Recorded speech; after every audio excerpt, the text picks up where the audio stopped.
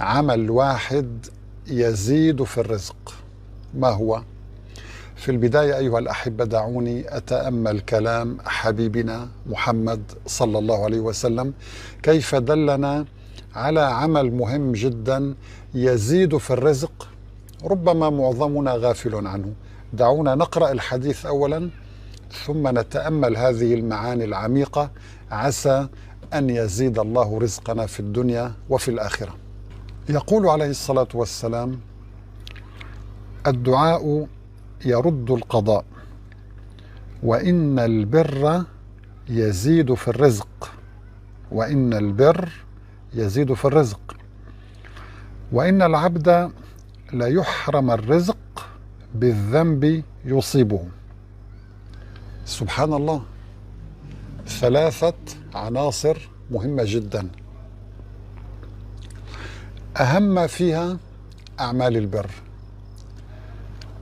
البر يزيد الرزق، هذه قضية نحن نادرا ما نتنبه لها أيها الأحبة. يعني معظمنا يقول إن الرزق يحتاج إلى تفكير، ويحتاج إلى عمل، ويحتاج إلى الأخذ بالأسباب، وهذا صحيح، ولكن هناك المسبب سبحانه وتعالى. يعني الأسباب تعمل على مستوى الحياة الدنيا، المؤمن، الملحد، الكافر، كل الناس إذا عملوا بأسباب معينة، بقوانين معينة وضعها الله، قوانين دنيوية، فإنه يصل إلى النتيجة التي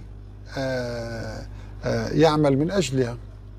ولكن هناك قوانين إلهية موجودة في السماء، نحن لا نستطيع أن نطلع عليها ولا نستطيع أن نتحكم بها. أنت تستطيع أن تزيد رزقك من خلال زيادة عدد ساعات العمل، من خلال زيادة الإنتاج، من خلال كذا، ولكن هناك أشياء نحن لا نستطيع أن نتحكم بها أيها الأحبة، موجودة عند الله عز وجل. أعمال البر تزيد في الرزق. أهم عمل من أعمال البر هو بر الوالدين، الذي للأسف معظم الناس اليوم يهملونه ويعتبرون أنه شيء ثانوي وشيء غير مهم. وأهم شيء في الحياة اليوم هو الطموحات المادية، كل إنسان يطمح لتحقيق مكاسب مادية معينة، هذا كل اهتماماته. طيب، أعمال البر أيها الأحبة لماذا تزيد الرزق؟ دعونا نتساءل. أولا يجب أن نستيقن إذا كنا مؤمنين أن الرزق بيد الله أولا، وأن الرزق مكتوب، كتب منذ أن كنت جنينا في بطن أمك. هذا إذا كنت مؤمن، لأن ما هي أول شروط الإيمان؟ كما قال الله تعالى في سورة البقرة: ألف لام ميم ذلك الكتاب لا ريب فيه هدى للمتقين. من هم المتقون؟ أول صفة ذكرها القرآن للمتقين قال: الذين يؤمنون بالغيب. هذا قبل الصلاة والزكاة. الذين يؤمنون بالغيب، لأن الإنسان إذا فقد الإيمان بالغيب انتهى، سلم نفسه للقوانين المادية ولمخالب الشيطان تتحكم به، والحياة الدنيا وزينتها. لذلك أنت عندما تمارس أعمال البر، الله عز وجل يهيئ لك أسباب الرزق من حيث لا تحتسب. ولكن هناك أشياء أيها الأحبة منطقية في هذا الموضوع. يعني أنا عندما أقدم خدمة لشخص، هذه الخدمة على سبيل البر، أنا أبر هذا الشخص، أقدم له مساعدة، قد يكون إنسان محتاج، قد يكون فقير، قد يكون مريض بحاجة لعلاج، قد يكون بحاجة لأي شيء، يعني قدمت له خدمة مجانية. ما هي النتيجة؟ أولا هذا الشخص زادت ثقته بي، وربما نقل هذا السلوك لغيره. فأنا عندما أعود نفسي على أعمال البر مع فلان وفلان وفلان، ومع الوالدين، مع الأقارب، مع الجيران، سأكسب سمعة طيبة. وأحد أسباب الرزق أيها الأحبة المهمة جدا ثقة الناس بك. يعني نجد أن أصحاب المليارات عندما سئلوا كان موضوع ثقة الناس بهم مهم جدا لتكوين الثروات. يعني هناك أيضا أسباب مادية تدخل في هذا الموضوع، ليس مجرد عالم الغيب. أنت عندما تقوم بعمل بر تجاه فلان، أولا تكسب ثقة الآخرين، وهناك شيء مهم أيها الأحبة، أنك تكسب محبة ومودة الآخرين، وبالتالي سوف يزداد الرزق، لأن علاقاتك ستتحسن، لأن العلاقات الطيبة أيضا هي أحد أسباب الرزق.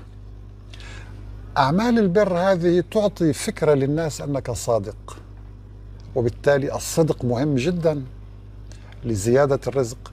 ستفتح لك أبواب. يعني اليوم أيها الأحبة، أنا كيف يرزقني الله الآن؟ كيف يرزقني؟ كيف يرزق فلان وفلان وفلان وفلان؟ هي عبارة عن شبكة معقدة من العلاقات الاجتماعية. نجد أن الذي رزقه أكبر، دققوا اسألوا، تجد أن لديه أعمال بر أكبر غالبا. يعني هذا الأمر غالبا أيها الأحبة ما نجده صحيحا. تسأل فلان: طيب لماذا فتحت عليه أبواب الرزق؟ مع العلم أنه لا يملك من أسباب الرزق إلا الشيء القليل، وجاره منعت عنه أبواب الرزق. يقال فلان بار بأبويه، فلان بار بأبنائه، بإخوته، يصل الرحم. سبحان الله. إذن أعمال البر أيها الأحبة، أنا أريد يعني أن نعمم ثقافة حب الخير للآخرين. هذا هو البر. أنا عندما أدعو هذا الإنسان الملحد إلى الله، هذا من قمة أعمال البر، أنني أسعى لإنقاذ نفس من النار. عندما تقدم خدمة للآخرين سوف تشعر بالسعادة أيضا. السعادة تساعدك على التفكير لتنتج أكثر وتبدع أكثر، وإلى الإنسان الكئيب لا ينتج. هذا الكلام وجدته جامعة هارفارد مؤخرا في دراسة طويلة جدا تحدثنا عنها. وجدت أن أعمال البر يسمونها هناك أعمال تطوعية، مساعدة الآخرين، مساعدة الفقراء، تأدية خدمات مجانا، لأنه في الغرب لا يوجد شيء مجاني. يعني الأب مع ابنه يتعاملون بالمادة. فلاحظوا أن هذا التعامل المادي يسبب أمراض واكتئاب ومشاكل كثيرة. فدرسوا حالة بعض الناس الذين كانت أعمارهم طويلة، وكانت صحتهم النفسية والجسدية أفضل، وكانوا أكثر سعادة، فوجدوا أنهم حريصون على أعمال البر. إذن هناك علاقة بين طول العمر، وطول العمر يعطيك كثرة الرزق أيضا. يعني هو أحد أسباب الرزق العمر، أحد أسباب الرزق الصحة الجيدة، أحد أسباب الرزق السعادة. فأعمال البر حسب جامعة هارفارد تمنحك كل هذه الميزات. لاحظتم أيها الأحبة؟ إذن أنا عندما أقدم خدمة لفلان ليس لمجرد أنني ساعدته وانتهى، لا، أنا أساعد نفسي. لذلك القرآن ماذا يقول؟ وقدموا لأنفسكم. أنت حقيقة عندما تقدم خدمة لشخص، أنت في واقع الأمر تخدم نفسك، تخدم مصلحتك. ولكن البخيل الذي يمنع الخير عن الآخرين، يكره الخير للآخرين، تجد أن لديه مشاكل كثيرة جدا، محروم من السعادة. الدراسة الثانية أيها الأحبة، وتحدثنا عنها أيضا، علاقة إنفاق المال، وهو من أهم أعمال البر أن تنفق المال على من يحتاجه، ولو بشق تمرة، كما قال النبي عليه الصلاة والسلام: اتقوا النار ولو بشق تمرة. إنفاق المال على من يحتاجه يزيد من إفراز هرمون السعادة، حتى إن هذه الدراسة العلمية تقول إن الذي ينفق المال يشعر بالسعادة أكثر ممن يتلقى المال. فأصبحوا يصفون للأغنياء الذين يعانون من الاكتئاب، يصفون لهم ضرورة إنفاق المال ليشعروا بالسعادة. لذلك نجد شخص مليونير، والأسماء كثيرة، يعني راجعوا هذا الموضوع على الإنترنت، لديه عشرات المليارات، يقول لك: أنا قررت أن أتبرع مثلا ب90% من ثروتي، ب99% لأعمال البر. لماذا؟ لأنه فاقد للسعادة، يريد أن يحصل على هذه السعادة، فوجد أن جمع المال لم يحقق له السعادة، لأنه تحول مع الزمن إلى آلة ميكانيكية. إذا أحبتي في الله، احفظوا معي: الدعاء يرد القضاء. الدعاء يرد القضاء. إنسان قضى الله عليه بفقر معين، بمرض معين، عندما يدعو الله يرتد هذا القضاء عنه.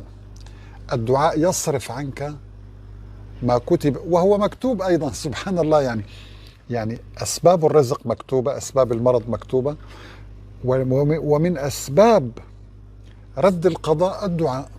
لذلك يجب أن نجتهد بالدعاء، لا ننسى هذا الأمر أيها الأحبة. وأعمال البر تزيد في الرزق. والقضية الثالثة كما أنبأ النبي عليه الصلاة والسلام، وهي مهمة جدا لا نلتفت لها، أن هناك شيء يمنع الرزق، وهو الذنب. الذنوب تمنع الرزق عنك أخي الحبيب. لذلك يجب أن تنتبه عندما تعصي الله، عندما تنظر إلى امرأة فاتنة، عندما تجلس ساعات طويلة وأنت تلهو عن ذكر الله، وربما تضيع أوقات صلاة، ربما يعني ترتكب معاصي أنت لا تنتبه لها. هذا من أسباب ضيق الرزق. لذلك يجب أن تتجنبه. نسأل الله سبحانه وتعالى أن يزيد في رزقنا، وأن يرزقنا رزق الآخرة، لأن الله تعالى يقول: ورزق ربك خير وأبقى. نسأل الله سبحانه وتعالى أن يرزقنا النظر إلى وجهه الكريم. وآخر دعوانا أن الحمد لله رب العالمين، والسلام عليكم ورحمة الله تعالى وبركاته.